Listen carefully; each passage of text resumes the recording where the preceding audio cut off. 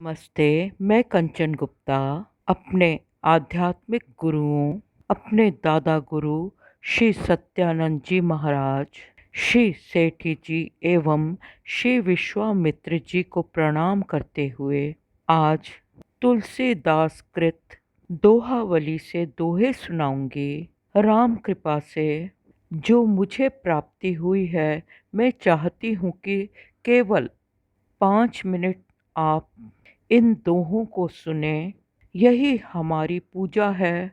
इतना कम समय देकर भी हम अपने ईश्वर, भगवान, गॉड, अल्लाह से जुड़ जाते हैं। तो आज का 21वां दोहा है। तुलसी हटि हटि कहत नित, चित सुनिहित करि मानी। लाभ राम सुमिरन बड़ी, बड़ी बिसारे हानि। इसका अर्थ है कि तुलसीदास जी गोस्वामी जी नित्य निरंतर बार बार हमें आग्रह करते हैं और अपने चित्त को, मन को कहते हैं, ऐ मनवा, ऐ मन, ऐ चित्त, तू मेरी बात सुन। राम का स्मरण ही बड़ा भारी लाभ है। राम नाम से लाभ ही लाभ है, पुण्य ही पुण्य है। परंतु राम को भुला देने में, राम का विस्मरण करने में बहुत दुख है, बहुत हानि है। इस संसार का एक क्षण का स्पर्श भी बहुत भयानक है। अब 22वें दोहे को सुने। बिगड़ी जन्म अनेक की, सुधरे अबहि आजू। होय राम को नाम जपू, तुलसी तजी कुसुमाजू। तुलसीदास जी कहते हैं कि तू कुसंगति को छोड़ दे, सभी बुरे विचारों को त्याग दे और राम का बन जा, राम का हो जा, राम का नाम जप। ऐसा करने से तेरी अनेकों जन्मों की बिगड़ी हुई, अर्थात अनेकों जन्मों से संचित पाप नष्ट हो जाएंगे और जीवन सुधर जाएगा। ये दोहे हमें बहुत छोटी उम्र में, छोटी क्लासों में, जैसे स्कूल में, विद्यालय में, तीसरी चौथी कक्षा में पढ़ाए जाते थे। अब अगला 22 नंबर का दोहा है। प्रीति प्रतीति सुरीति सो, राम राम जप राम। तुलसी तेरो है भलो, आदि मध्य परिणाम। इसका अर्थ है, तुम प्रेम और विश्वास के साथ राम का भजन करो। तुम्हारा आदि मध्य अंत तीनों काल सुधर जाएंगे, तीनों कालों में कल्याण है। अब 24 नंबर का दोहा है। दंपति रस रसना दसन, परिजन बदन सुगेह। तुलसी हरहित बरन सिसु, संपत्ति सहज स्नेह। तुलसीदास जी कहते हैं कि राम नाम का उच्चारण करते ही मिठास का अनुभव होता है और रसना अर्थात जीभ, पति पत्नी हैं, दांत जो हैं वो कुटुंबी हैं, मुख सुंदर घर है, श्री महादेव जी के प्यारे र और म, ये दोनों अक्षर दो मनोहर बालक हैं जो सहज स्नेह प्रेम की संपत्ति हैं, अर्थात परमार्थ साधना की ऐसी ही गृहस्थी होनी चाहिए। अगला दोहा 25 नंबर का है। वर्षा ऋतु रघुपति भक्ति, तुलसी साल सुदास। राम नाम बर बरन जुग, सावन भादव मास। तुलसीदास जी कहते हैं कि श्री रघुनाथ जी, रघुवर राम भक्ति वर्षा ऋतु की भांति है और उनके सेवक गण प्रेमी भक्त उगते हुए धान की भांति हैं, उगते हुए अनाज की भांति हैं। और राम नाम के दो अक्षर र और म सावन भादो के महीने हैं, अर्थात जैसे वर्षा ऋतु के श्रावण और भाद्रपद होते हैं, सावन भादो इन दोनों महीनों में धान लहलहा उठता है, वैसे ही भक्ति पूर्वक श्री राम का स्मरण जाप करने से भक्तों की मनःस्थिति अंतःस्थिति खिल जाती है, अर्थात अत्यंत सुख मिलता है। अधिभौतिक, आत्मिक, शारीरिक, मानसिक सुख मिलता है। अब 26 नंबर दोहे का मनन करते हैं। राम नाम नर केसरी, कनक सिपू कलिकाल, जापक जन प्रहलाद जिमि, पालहि दली सुरसाल। श्री राम जी का नाम बहुत शक्तिशाली है।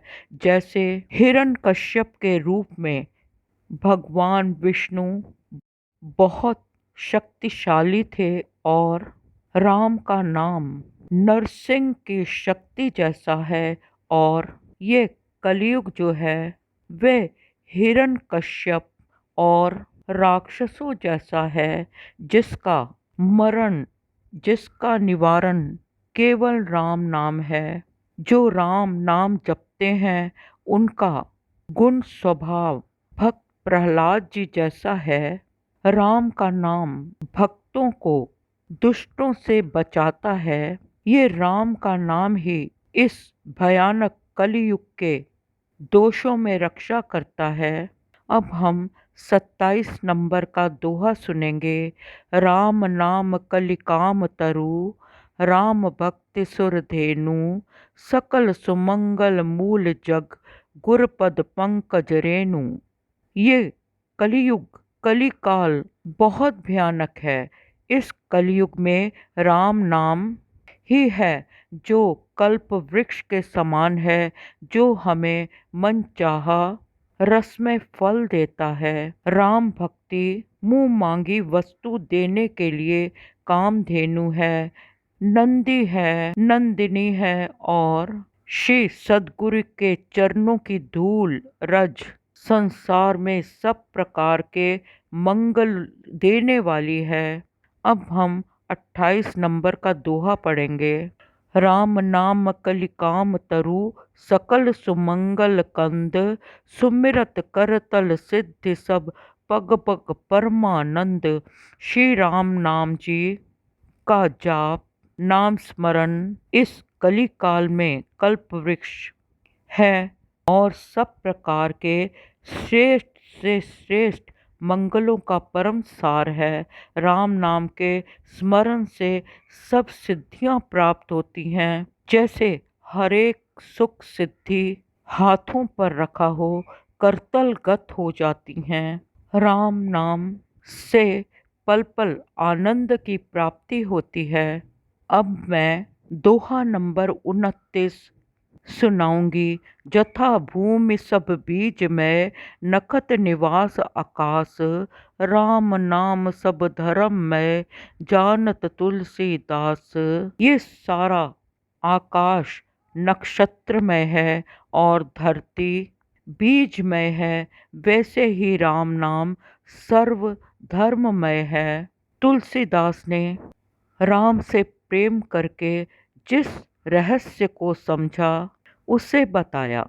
अब हम 30 नंबर का दोहा पढ़ेंगे। सकल कामनाहीन जे, राम भक्ति रस लीन, नाम सुप्रेम पीयूष हृदय, तिन्हु किए मन मीन। जो मनुष्य केवल राम की भक्ति में डूबे हैं, नारद, वशिष्ठ, वाल्मीकि, व्यास आदि महात्मा, ऋषि मुनि राम भक्त, भोग की कामनाओं से रहित हैं, वे मोक्ष भी नहीं चाहते।